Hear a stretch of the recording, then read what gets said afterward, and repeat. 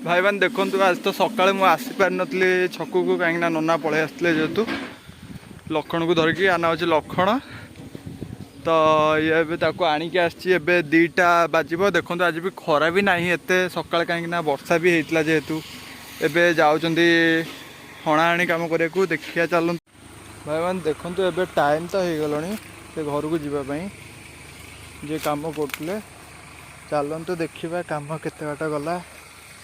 ଆଉ କ'ଣ ହେଇଛି କ'ଣ ନାହିଁ ଦେଖନ୍ତୁ ଭାଇମାନେ ଦେଖନ୍ତୁ ଏମିତି ଏବେ ସମାନ ହେଉଛି